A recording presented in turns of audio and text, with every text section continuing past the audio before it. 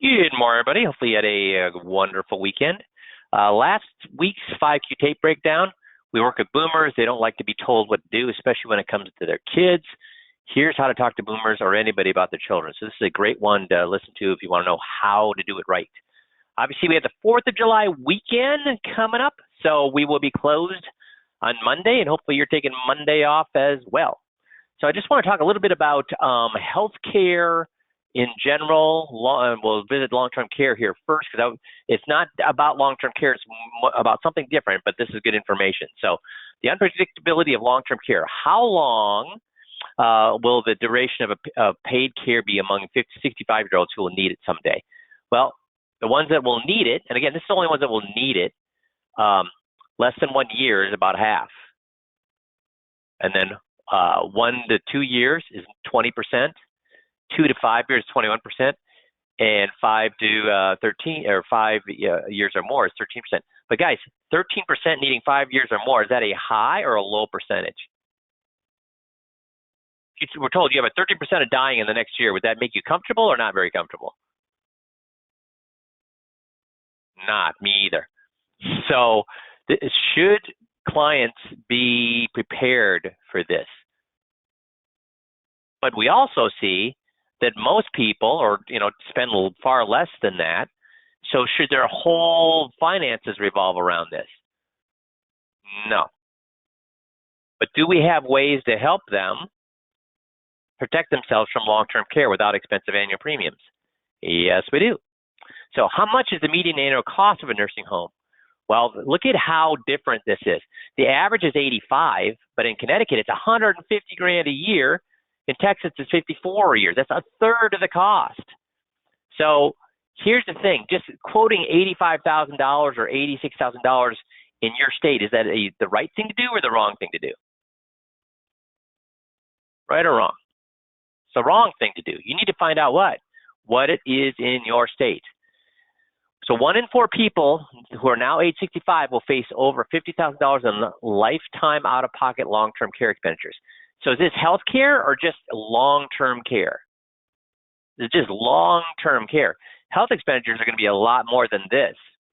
So, but 9% will spend $250,000 or more. We're back to that 13% will spend 5 years. Why is this lower than that? Because most people run out of money and it's picked up by the state, right?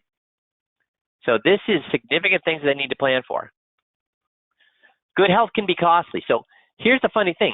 If you're healthy, does that mean your healthcare costs are going to go down? If you're healthy, does it mean your healthcare? No, that's right, Tom. No, John, right. Why? Because you're going to what? Live longer. Also, if you're healthy, are you thinking unhealthy or a healthy person is more likely to get a knee replacement or a hip replacement?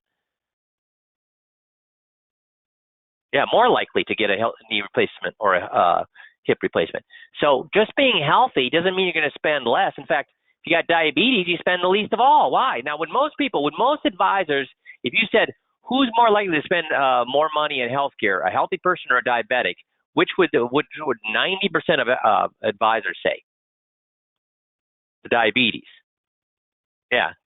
But we know better, right? So we need to help our clients prepare for these costs.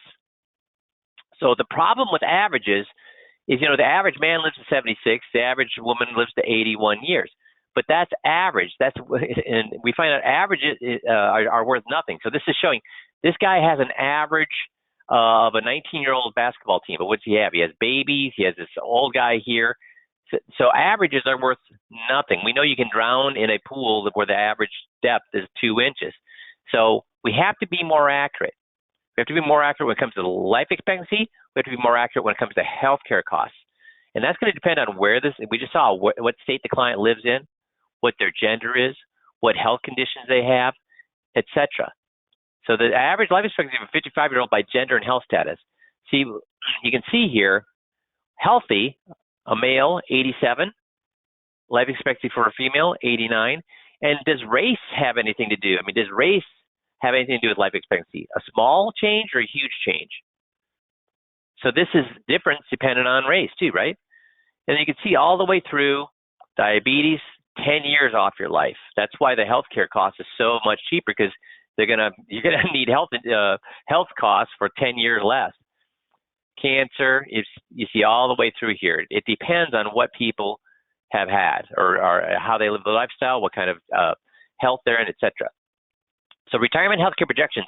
Healthcare will continue to be one of the leading, if not leading, expenses that Americans will face in retirement. A healthy 65-year-old couple living to 87 and 89 is expected to spend $606,000 on lifetime medical expenditures. So that's not all 1 year, but it is weighted towards the last few years. Is important. And again, guys, is this out of pocket, or are they talking about through Medicare? It's talking about out of pocket or through health insurance and Medicare. This is out of pocket cost. Now, this is over their entire lifetime, from the time they're baby to when they die. More likely to spend between $250,000 and $300,000 of this that last decade. But $250,000 to $300,000, is that a big or a small chunk for most of your clients? That's a huge chunk, right? So it's important to note that while this total is substantial, costs are distributed over the combined 48 years of care. Also, the trajectory is not linear. Initial expenses may be manageable, but as the couple ages, healthcare inflation, supplemental insurance age rating, and increased utilization of out-of-pocket services will increase the cost at a noticeably faster rate, which means that as they get older, the cost does what? Exponentially goes up. So here's some highlights. Many retirees rely on Social Security to help fund retirement, but a significant portion of benefits will be absorbed by healthcare spending. When you talk about spending $250,000 to $300,000, how much of the Social Security income will that suck up if they spend that much over their entire retirement? Basically all of it, for at least a decade of it. Longevity is one of the most important factors in calculating total costs. Those with chronic conditions will spend more annually, but less throughout retirement, right? Like diabetics, they'll spend a lot more annually, but less through retirement because they're likely to pass away earlier. Long-term care spending, if needed, can be serious end-of-life burden. Addressing tomorrow's costs with investment plans today is advisable. You gotta have a plan. You gotta have thought about it. And new legislation may alleviate some costs for higher earners. But here's the thing. With what's happening to Social Security, like we talked about last week, and Medicare, should we rely on legislation protecting our clients from the upcoming healthcare costs? No. So I thought I'd give you, to really bone up on this, this is a great site, this hvsfinancial.com. hvsfinancial.com has a ton of white papers that you could use either to bone up yourself, or as great handouts at seminars or at to your clients, etc. So please, and Tricia, can we make sure we note this someplace if people want this resource? hvsfinancial.com/white papers. It has I think it has like 20 white papers that are fantastic handouts for at seminars or for your clients or prospects, and it's going to hurt you or help the view that they need financial help, guys. Do you think these white papers are going to hurt or help the fact that they're going to need some sort of help? So please take a look at this resource. Make sense?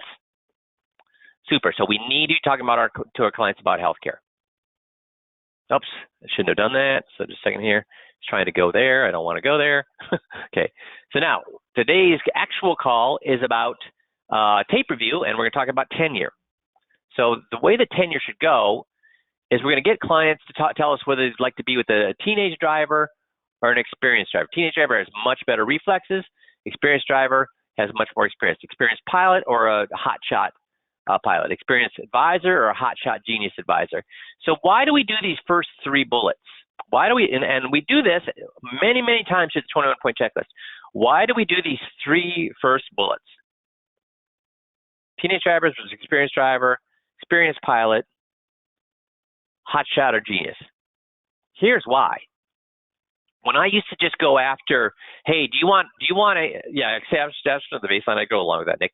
Here's the thing. If I used to just jump in and say, hey, do you want an experienced advisor or an advisor who's only been doing this for 5 years? And guess what I would hear, not all the time, but way too often.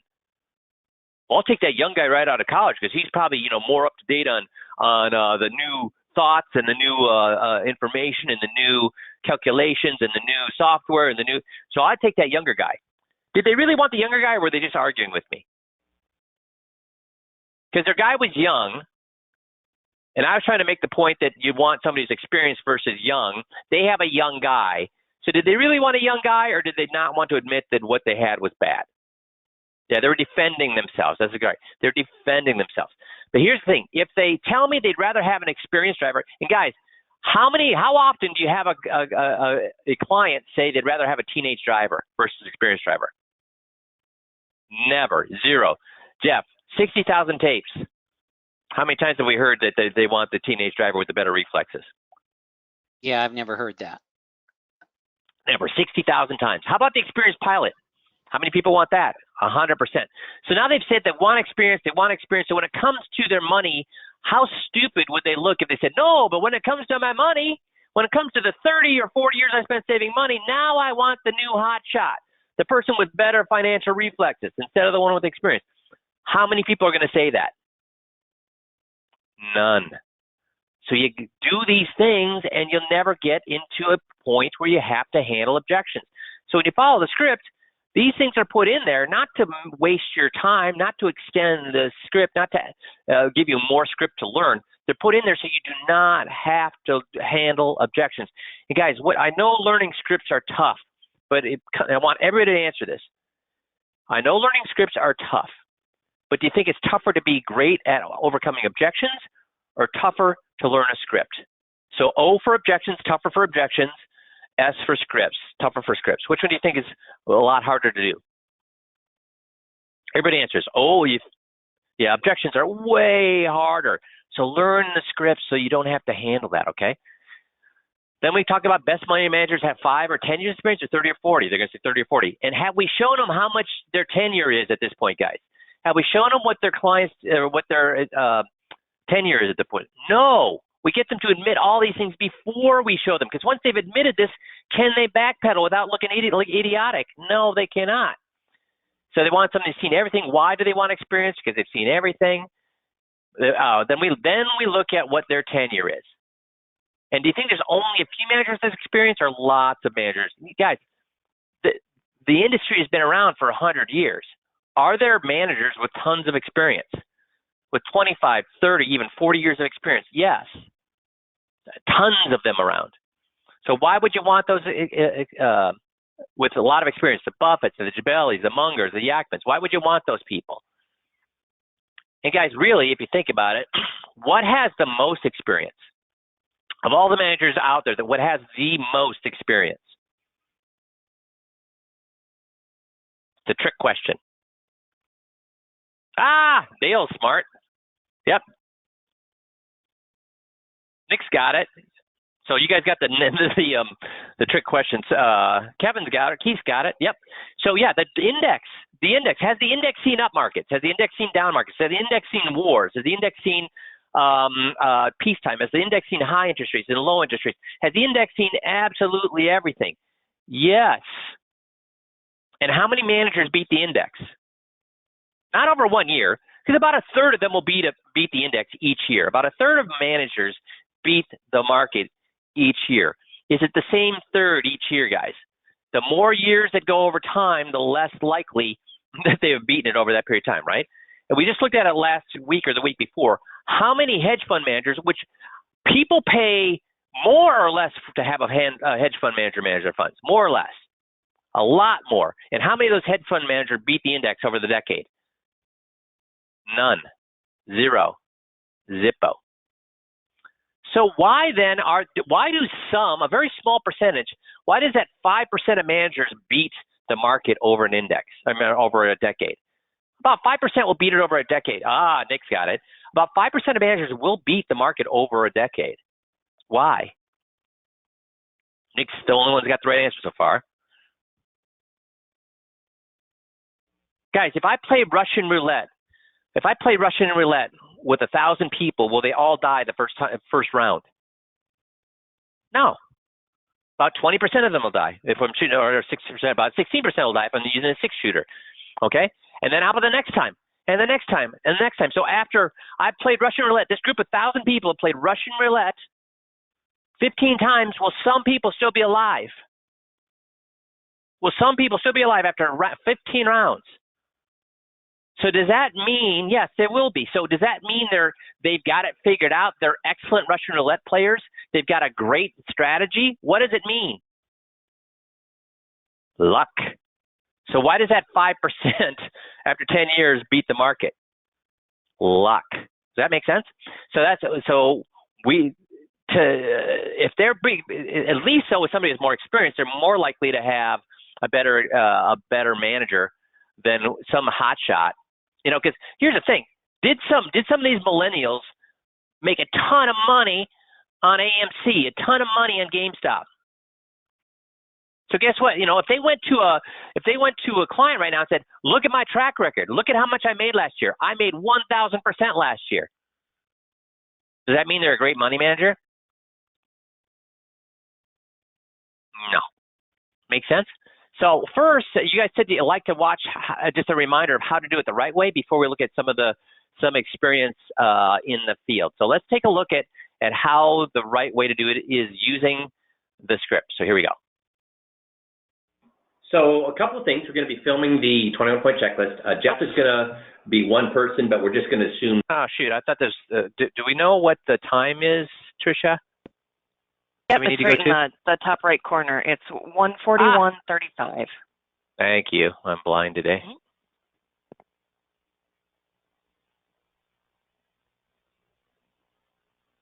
There's problems. Yes. So the next thing we'll talk about, and we just have a few more things, okay? Okay. Okay. Is manager tenure, which is how much experience somebody has. So if I gave you the choice to be chauffeured around town for the next 3 hours by a 16-year-old teenager or a 60-year-old, which one would you feel safer with? The 60-year-old. The 60-year-old. I would too. But here's the thing. If they were to take tests, who would have the... You know, something just occurred to me. I think a better part of the script here would be if you got on a tour bus, and there was a 16-year-old behind that tour bus wheel, or the normal, because what is the age of a typical tour bus driver, guys? What is the age of a typical tour bus driver? Yes, older, gray hair. So if you got on a tour bus with a 16-year-old behind the wheel, and you're about to go on a mountain tour up a mountain to some resort up in the mountain, how nervous would you be as compared to a 55-year-old? Yeah. Better reflexes, better reaction time, better hearing, better sight. Which one, the 16-year-old or the 6-year-old? The 16-year-old would have better reflexes. They would. But I would still take the 60-year-old, even though he doesn't. Why? Well, he has more experience. He knows, what to look out for. Well, he does, because he can see an accident coming from what? Oh, a long ways away. Does he have to have fast reflexes if he can plan for it? Right. He's seen it before. He's not rattled. Right. He can plan for it. Yeah.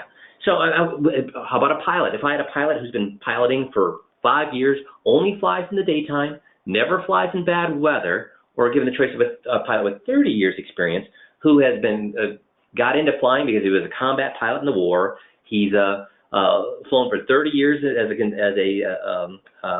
what would you say, a regular airline pilot, and he's been flown in storms, at night, in fog. He's had engine failures. He's seen everything. Which one do I want to fly with? Now, you want to fly with that guy. Duh, right? I mean, Sully. Remember Sully in the Hudson River? Yep. Did they say he landed that because he had lightning quick athletic reflexes? What'd they say? No, because he had so much experience. He had experience. So somebody tells me there's a hot shot pilot with 5 years experience. Who would I still choose? Yeah, you want the guy with more experience. I would. I mean, does that seem reasonable or not reasonable? No, that's reasonable. Yeah. So the financial industry has been around for well over 100 years. And really, any industry that's been around for 100, has the education industry been around for 100 years? Like teachers? Teachers, yeah. So are there some teachers with 30 years experience? Oh, yeah. Doctors. Are there some doctors with 30 years experience? Engineers with 30 years experience? Yeah. Is any industry that's been around for a while is going to have people with what kind of experience? A lot of experience. And those are the people that are the leads on teams, or the ones that are the flunkies that work for the people who've been doing it for 5 years? No, those are the leads. Yeah, and why did they have why do they have them as leads? They know, they've been around more, they know more, they have more experience. Yeah. So at this point, guys, can any client tell me now, backtrack and say, but I want my manager to have very little experience? Can any client at this point say that? See how I've eliminated any objection by spending 2 minutes doing that up front. And so if we wanted to choose a money manager, would we choose one with 5, 6, 7 years experience, or would we choose one with 20 or 30 years experience? 20 or 30 years. I would, and why would we? They've seen more, they know more, they can handle things better. Yeah, what if I was told that, well, we have a genius manager, he's only been doing it for 5 years, but he's a genius. Given the choice between him and a 30 years experience, which would I choose? 30 years. Because if you think about it, would a guy be managing it for 30 years if he wasn't somewhat of a... And he's got to be good. I mean, they're giving him more and more money over the years. Could they have replaced him if they wanted? They wanted to. So why has he been managing for 30 years? Because he's an idiot? No, he's smart. Yeah. So, and what has he seen? Had there been stock market crashes in the last 30 years? Yep. Have there been different presidents? Oh, yeah. Tax law changes? Yep. Recessions? Interest rates up? Interest rates down? I mean, what has he seen? Everything. And the guy has been doing it for 5 or 10 years. What have they seen? What's the market been doing for 10 years? Going up. Up and up and up. What have tax rates been doing for the last 10 years? They've been going down. What have interest rates been? And guys, this is even more dangerous now. So in the last 10 years, 12 years, it's even more dangerous somebody has less than 12 years experience. Why? Because the only downturn they've seen, what happened? The only downturn they've seen, what's happened? Bounce back. How quickly? Immediately. So guess what they assume? And if you talk to those managers, would they say that the market bounced back, they were lucky that the market bounced back quickly, or that they knew the market would bounce back quickly? Which would they say? They were lucky that it bounced back quickly, or that they knew it would? Yeah, they're going to say they knew.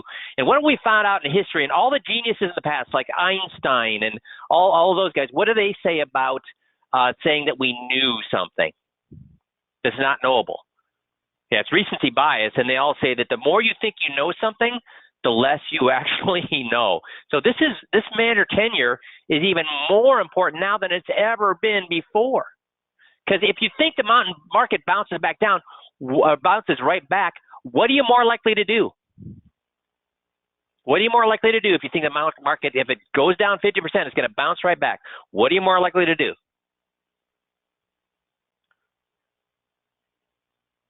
Make poor decisions how? Lean into the market or remain sane about what to expect about the market?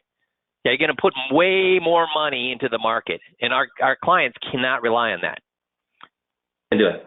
Going down? So the only thing he's seen is what? Everything, or a very tiny slice of what could happen? Hardly anything. So what do we want? Somebody with a lot of experience, or somebody with not very much experience? I'd say a lot. I would too. So when we go to our good old handy third-party resource, what? So do you see the importance of not bringing up what their manager tenure is prior to this point? Because we're going to listen to some tapes here, and we're going to find that too often managers jump right into what their tenure is. Do you see the importance of getting this conversation done before you show them what their manager tenure is? Because what percentage of people do you think know what the manager tenure is prior to you showing it to them? 0, right. Morningstar, we look at your funds again. Okay. Manager tenure. Okay. So it says your average manager tenure is what? 10.69. So they've seen what? The market only do what? Just go up. Interest rates only do what? Just go down. How many recessions? None in the last 10 years. So what have they seen? Nothing. And do you think that there's only, again, did we say that there's only newbies in this industry, or are there people with 20, 30 years experience in this industry, No, 40 years experience? People with a lot of experience. People with a lot of experience. And here's the thing you should know about people with a lot of experience. If they've been doing it for a long time, do you think they have a lot of money under management or not a lot of money under management? Oh, a lot. A lot. So guess what happens? The more money they get under management, guess how many fees they need to charge? Those would go up or go down if they have a lot of money. More volume, I'm sure they're charging lower fees. So some of the best money managers with 30 years experience, their fees are extremely low. In fact, many of them are no-load funds. Okay. So when it comes to experience, tenure, do you want more or do you want less? More experience. More experience, not less. And when it comes to fees, do you want more or less? Or less. So you want more experience, less fees. Instead, you have what? Less experience and more fees. Now, again, do we mind paying for things if we're getting something for it? Not if we're getting something. But do we want to? Why is that important to bring that up? Do we mind paying for things if we're getting something for it? What does that avoid again? Well, do you work for free? See, we avoid that whole objection of well, do you work for free? No. What we do, we get paid too. But we get paid for doing the right thing, and by meaning that more experience, less cost, instead of less experience, higher cost. Pay more for the opposite of what we're actually getting. No. And are you getting the opposite of what you actually want? Yeah, we're getting the opposite. Yeah, because what would you prefer? Of this little diagram, what do you want? More experience and less fees. And you're getting? Less experience with more fees. And were you ever shown that you could have invested? How important is that diagram, guys? How black and white is the problem with that diagram of putting, do you want more or less tenure? More. And you got what? Less. And do you want to pay more fees or less fees? Less fees. And you got what? More fees. So do you want more tenure or less fees, or less tenure with high fees? Well, more tenure with less fees. And what do you got? Oh, I got the opposite. And do you see how black and white that makes this whole? And you should be using that on all the financial power and all the financial scripts. Make sure you're using that little comparison diagram. In managers with much more experience with less fees. No. Why not? I'm sure it's because that's all we sold was just what he offered us. Yeah, well, remember we said on your variable annuity, those money managers were no load or load? You could have bought them what? Load, but we could have bought them no load. So does he not know that they exist? Oh, he knows. So why did he not show them to you? He's making more money. So just two more quick things.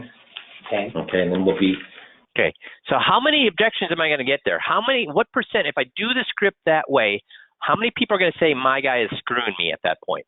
If you do the script that way, how many people are going to say my guy is screwing me at that point? All of them. So is it important to use tenure then? Yes. Yes. And I bring that up because the problem is some guys don't see the importance of tenure and they'll skip it. So I want to show you this, or have you listen to one of these. So here we go.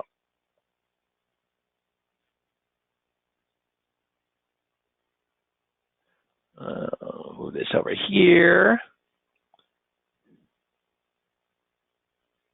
Okay.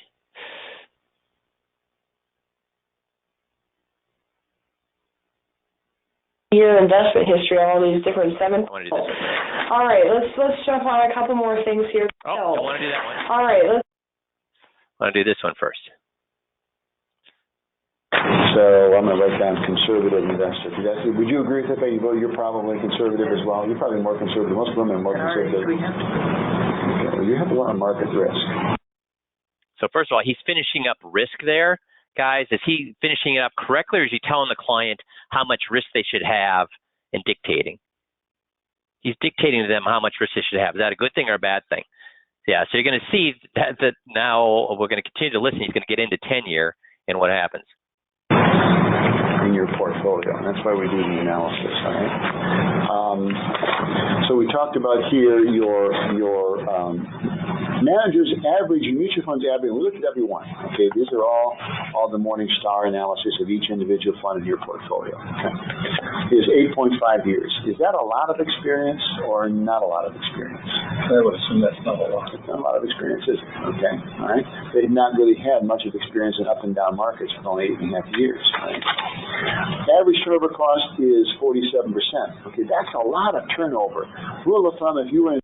How long did that tenure last before he got into turnover?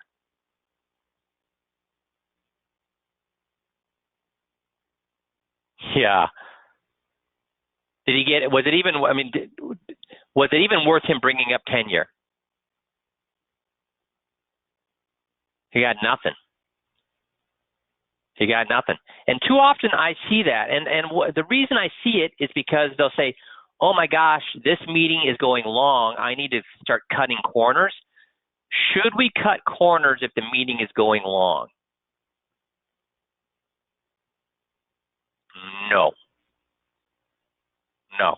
I mean, I've seen meetings go 3.5 hours to close a $700,000 case with a 70-year-old couple And you'd think they'd be exhausted, but again, if you do it right after 3.5 hours, are they exhausted or are they energized at that point after 3.5 hours? If you do it right, they're energized, because every time they give you the right answer, you're patting them on the back. You're telling them what a genius they are. They're empowering them. They love it. And also, their emotions are charged because they're finding out their guy is screwing them. Does that make sense? So now let's listen to the other one here. All right, let's jump on a couple more things here. The next thing we want to talk about is management tenure. In your funds right now, the average management tenure is about 6.9, 6.5%. Okay, so what's the problem there, guys? She brought up what the tenure is before what?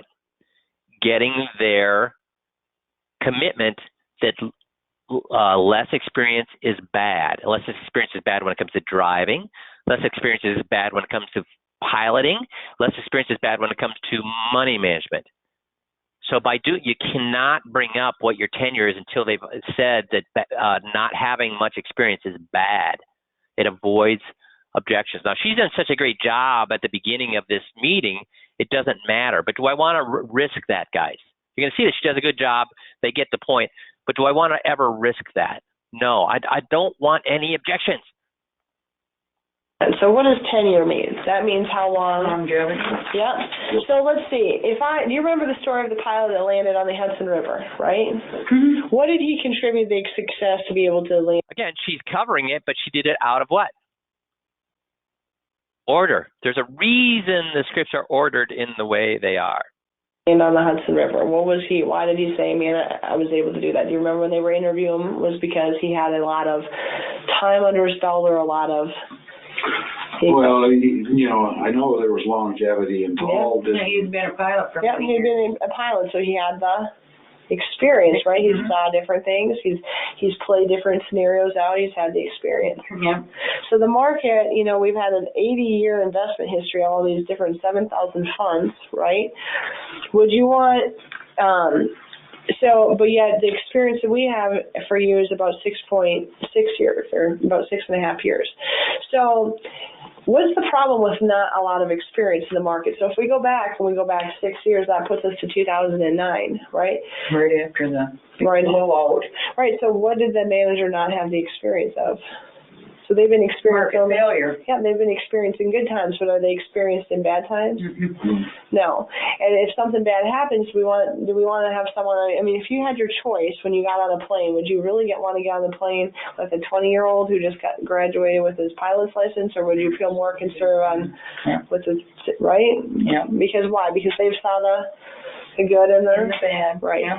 So when it comes to investing, we want managers with 6 years where they haven't even saw a crash, where we want managers that have a longer experience, 15 years or 20 years, because why would we want a longer experience?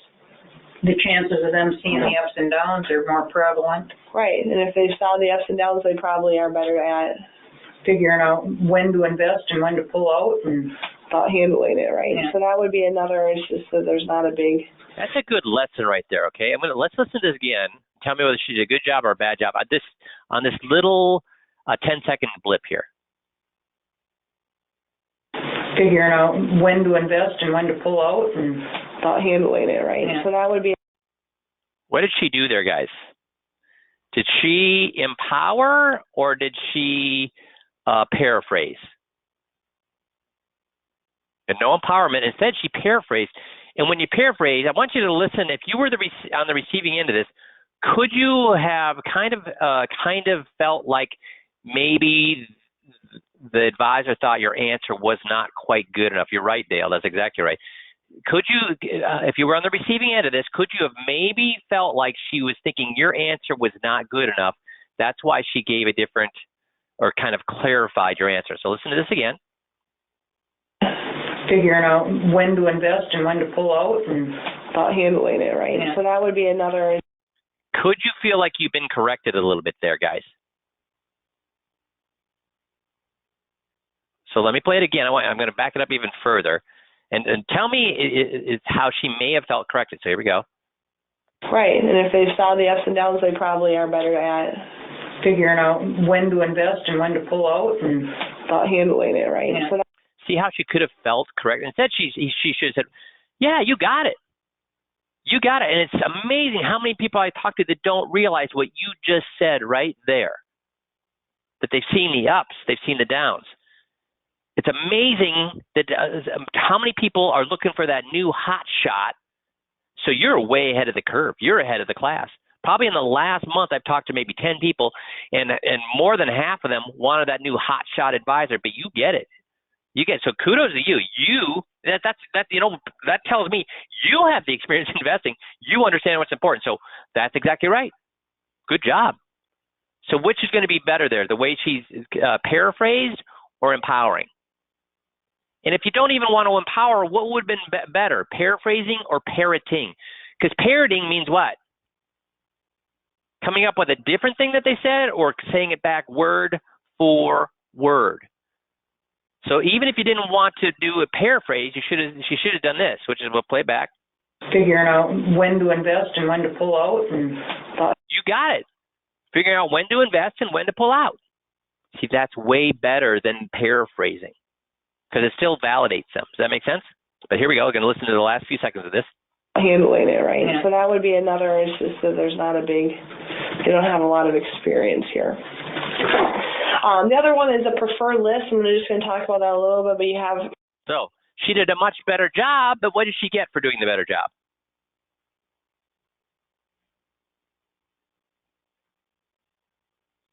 She followed enough of this to, I would say, she got a B+ on it.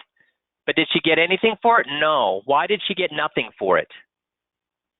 Guys, what do we need them to say at the end of every single script? And this is a gal that was a fantastic advisor. She's very successful. But we went round and round and round. And what she did not want to do is besmirch her competition, besmirch other advisors. So, Jeff, you do a better job of this than me. So how do you tell, what do you tell clients, or what kind of conversation do you have with advisors that are afraid of that last part of the script where you get the client to realize my guy is taking advantage of me? What do you say to advisors, Jeff, when they're afraid of quote unquote bashing their colleagues? Well, you just make sure they're aware that we're not actually bashing them. We're just giving them the information. And yeah, we're steering them toward the conclusion, but it's not like we're trying to sell ice to Eskimos. Either they were told this or they weren't. And if they weren't told this, there can only be a limited number of reasons. They weren't told, the guy didn't care, or the guy was just plain hiding it from them. And so they're going to come to one of those. It's just our job to make sure that we put them in a position where they acknowledge that, where they realize that and see that. I will say, I get a lot of, so it's not a direct correlation. I get way more Morningstar requests than we get requests for tape reviews. But I would tell you that there are some people that do Morningstars and do tape reviews, but the vast majority of you request Morningstars and don't do tape reviews. So here's one thing that I've kind of gleaned and learned from that is that a lot of people try and use the Morningstars to change people's minds. And they're a great tool for that, and it works sometimes, because sometimes you can say, hey, look at this. These fees are high. Yeah, and they are. Or, hey, look at this. This tenure is low, right? And it is. Or, hey, look at this. This turnover is high. And it is. So that's great. But what happens when the tenure is like 6.9 years? That's vague. That's great. Yeah, is that good or bad? Well, we can debate that. We can agree to disagree. But the one thing we can't disagree on is whether or not you were shown it. There's no debate. They're not going to say, yes, I was, and I'm not going to sit there and say, yeah, no, you weren't. You just want to have a conversation that ends in agreement. No, I wasn't shown that. And why? Well, probably because he doesn't really do that, or because he doesn't care, or because he didn't want me to know that it was so low, or that we can all, then I can say, yeah, that's probably true. That's how we want to end these conversations, not with a disagreement. I know sometimes I hear from guys that say, no, they agree with me, and I hear the tapes and I'm like, yeah, that sounds more like they're agreeing not to argue. Yeah, you're right. 6.9 years is probably kind of low. Yeah, okay. I could see where I could see that. That's not them agreeing with you guys. No. And them agreeing with that is still worthless, right? Because they still haven't said what? My guy could have put me in people with more tenure for less fees. Instead, he put me into something with less tenure with higher fees. Yeah, and remember, your goal isn't to get them to change investments. No. Your goal is to get them to change advisors. Even if you win that argument, they could change investments without changing advisors. So guys, that's right, Jeff. So we're not telling them that their guy is bad. If you do tell them a guy's bad, you're doing it wrong and you're going to fail, because their knee-jerk reaction is to defend him. There's only one person. I can call my wife ugly. You call her ugly, we got a problem. I can call my advisor a guy who's screwing me. You call him that, we got a problem. They must say it. But the fact is, guys, should you be hiding this? I mean, if a doctor sees that another doctor is performing malpractice, their job is to point that out and to do something about it. Because if they don't, guess what? They're as guilty. So please, please, please do not skip the end. That is the whole purpose of the script. And then there's one other, I don't know how you would address this, Jeff. I probably address it differently. But the other reason some advisors, and Nick brings this up, don't like doing that is, guess what kind of tenure their managers have, Jeff?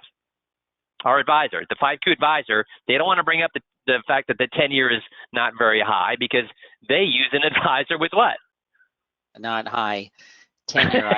It was 6.9 years. Yeah. So guys, what should you do if you've got that same problem? So remember, what Jeff is saying is that we should point out the investment is bad. No, our job is to point out what? You weren't shown it. If you want to sell an advisor, a money manager with 9 years tenure, if you want to sell a variable annuity, could you do that even after having the client realize that their current advisor didn't tell them they're buying unnecessary insurance at the VA, that their current advisor didn't tell them that the tenure was so low? Can you go back and sell them a VA? Yes. Could you go back and sell them a manager with less experience? Yes. You just need to what? So is our 21-point checklist scripts, Jeff, about saying that VAs are bad, low tenure is bad, fees are bad, turnover is bad? What is the point that we're making with these scripts? That your advisor didn't tell you these things, or didn't show you these things. That's it. If you show them these things and they still want to do it, guess what? God bless you. At least you're going in with your eyes wide open. The point is, they weren't shown these things. And it just so happens, by not being shown these things, it put the advisor in a better position and them in a worse position. If they were shown these things and they're fine with the paying higher fees for getting less than what they thought they wanted, then is it our job to tell them that they're wrong? No. It's our job just to make sure they realize that. Does that make sense? Coolio. So do these things help, seeing these once a month or so, once every 4 or 5 weeks, to see what other guys are doing in the field and then viewing it on the right way to do it? Awesome. Good. Well, then, you guys, appreciate you being on today. We have, as we said earlier, a holiday next Monday. So we will be talking to you a couple weeks from now. And you guys have a wonderful, safe 4th of July holiday. I hope you have a wonderful time with your family. Stay safe. We'll talk to you in a couple weeks. Thanks, everybody. Appreciate you guys. Bye-bye.